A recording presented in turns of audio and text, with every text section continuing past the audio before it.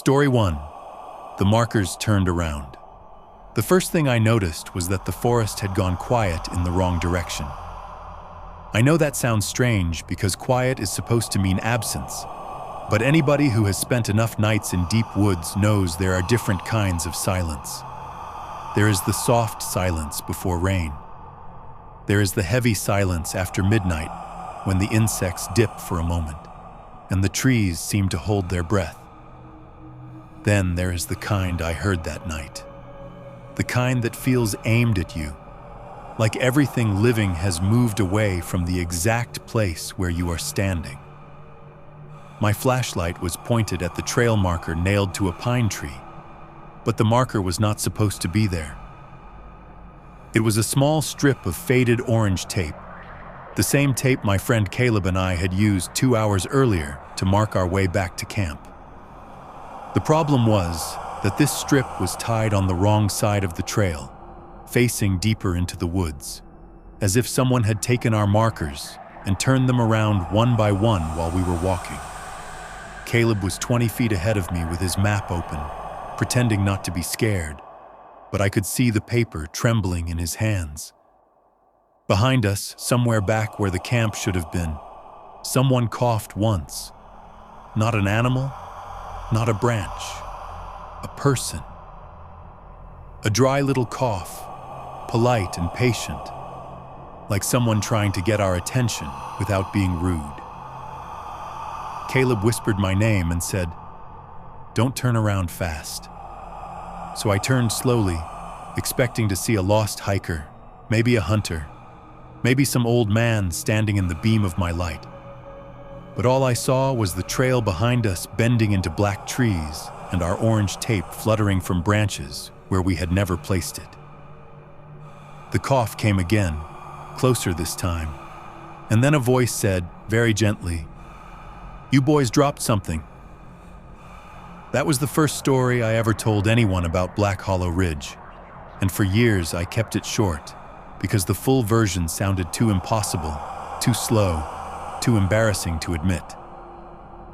Caleb and I were 22 then, old enough to think being scared was something you could talk yourself out of, young enough to believe deep woods were only dangerous if you did something stupid. We had gone out for a 3-night camping trip on the northern side of the ridge, a place people in the nearby town described with that same half-smile they use when they do not want to sound superstitious. They said the old logging roads did not match the maps anymore. They said you could hear people walking beside you where there was no trail. They said if you found stacked stones near the creek, you should not move them. We laughed at all of it because people always make forests sound haunted when what they really mean is difficult. The first day was normal. The hike was rough, but normal. We set camp near a narrow creek, cooked beans on a little stove, and listened to the wind move through the trees like water. Around sunset, Caleb found a line of small stones stacked beside the creek, 6 piles in a row, each one balanced with a flat white stone on top. He joked that we had found the forest's little art gallery, and he reached out to knock one over. I told him not to, not because I believed anything, but because it felt rude in the same way carving your name into a tree feels rude. He laughed and left them alone. That night, I woke up to footsteps outside the tent. Slow footsteps, not crunching leaves randomly like an animal, but moving around the tent in a wide circle. Caleb was awake too. I could tell because his breathing had gone shallow. We lay there listening while whoever it was circled us once, then twice, then stopped at the tent door. After a long moment, a finger pressed lightly against the fabric from outside, not hard enough to push in, just enough to make a small point appear near the zipper. Then the finger dragged downward about 6 inches and stopped. Caleb reached for the bear spray. I held my breath so long my chest hurt. The pressure lifted. The footsteps moved away toward the creek. In the morning, there were no footprints around the tent, but the stone piles were gone. Not knocked over. Gone. Every stone had been removed, and in their place were 6 strips of our orange trail tape, folded neatly into little squares and lined up on the ground. We should have left then. That is the part everyone says when you tell a story like this. They say, I would have packed up immediately. Maybe they would have. Maybe common sense is easier when you are hearing about fear after it has already happened to somebody else. But in that moment, with daylight warming the trees and birds making ordinary sounds again, we convinced ourselves it was another camper messing with us. We told ourselves some local teenagers had seen our car at the trailhead and followed us in. Caleb even got angry, which helped for a while because anger feels stronger than fear. He shouted into the woods, "Real funny," and his voice came back in pieces from the ridge. We packed anyway, not to leave, but to move camp farther from the creek. That was our second mistake. The deeper we went, the more the woods began repeating things. I do not mean echoes. I mean exact copies. Around noon, we passed a fallen birch with a split trunk shaped like a V. 20 minutes later, we passed the same fallen birch again. Same split, same moss, same dead branch pointing uphill like an arm. Caleb checked the compass.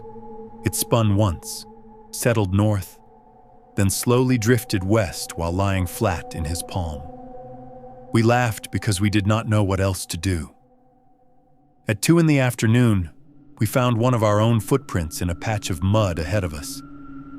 It was Caleb's boot print, unmistakable because his left sole had a missing chunk near the heel. The print was fresh, filled with clear water, and facing us. Caleb stared at it for a long time, then stepped around it carefully like it might close if he touched it. That was when we started using the orange tape.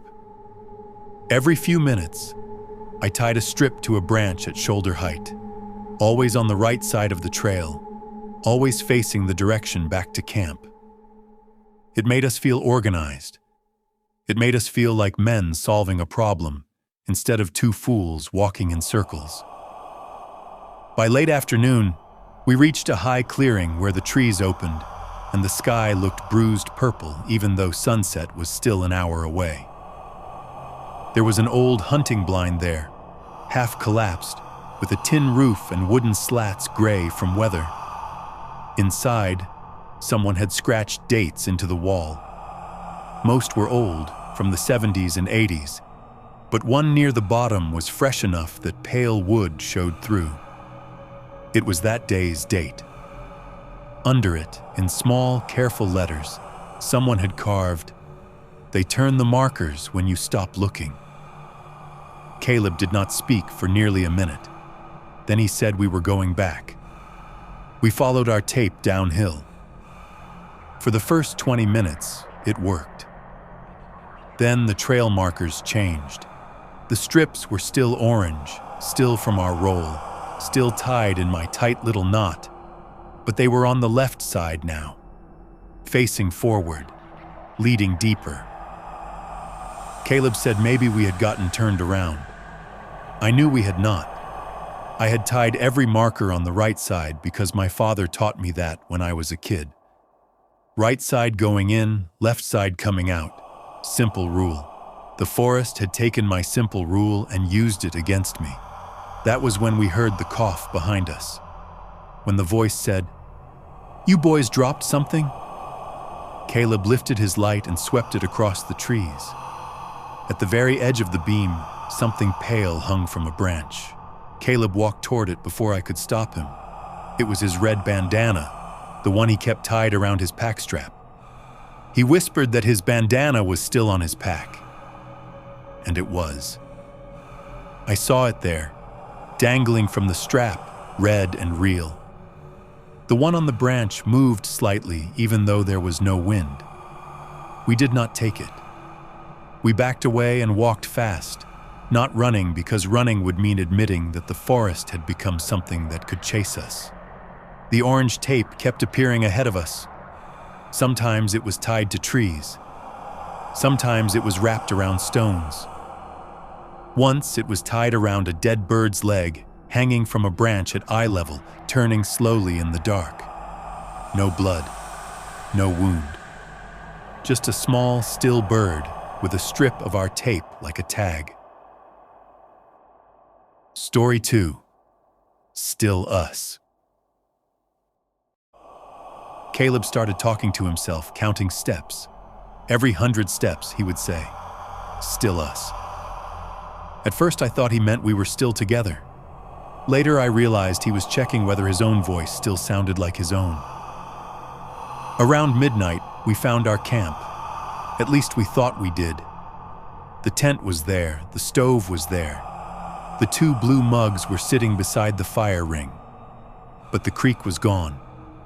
The ground where the creek should have been was dry, covered in brown leaves that looked undisturbed for months. Caleb stood at the tent entrance with the zipper halfway open and said, "This isn't ours." Inside the tent, our sleeping bags were arranged too neatly, shoes placed side by side at the foot like someone had tucked us in and expected us back. On my pillow was a flat white stone. On Caleb's pillow was another red bandana, folded square. That was when the voice spoke from behind the tent. It sounded like Caleb. Not exactly, but close enough to make my skin tighten. It said, "Still us." Caleb grabbed my arm so hard it hurt. The voice said again, "Still us," softer this time, like it was practicing. We left everything. Packs, tent, stove, food, all of it. We took only our lights and walked toward where the road should have been. The woods did not chase us. That was almost worse. It let us walk.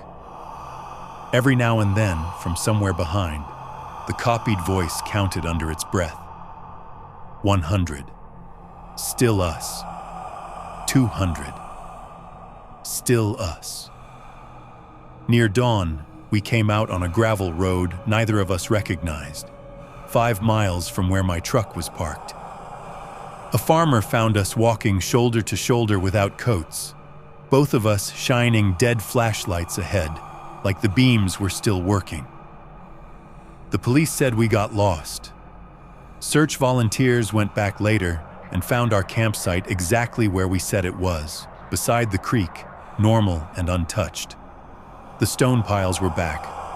Our orange tape was gone except for one strip tied to the inside of the tent door. Caleb stopped camping after that. He stopped talking to me after a few months too, not because we fought, but because I think I reminded him of the version of himself that answered the woods by staying quiet. Story 3. I never told them where I live. The last message Caleb ever sent me was a photo of his backyard fence. Tied to one slat was a strip of faded orange tape. Under the photo he wrote, "I never told them where I live." I tried calling him. He did not answer.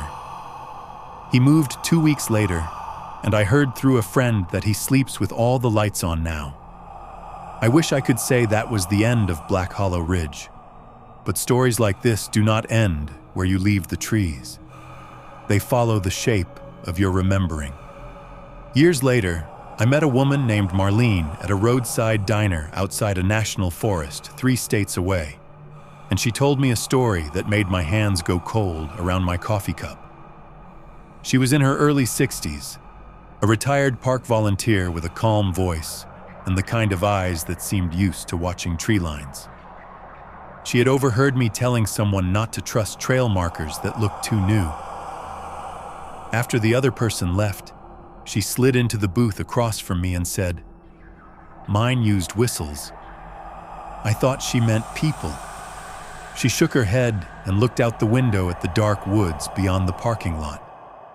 Her husband, Tom, had been a search and rescue volunteer for almost 20 years.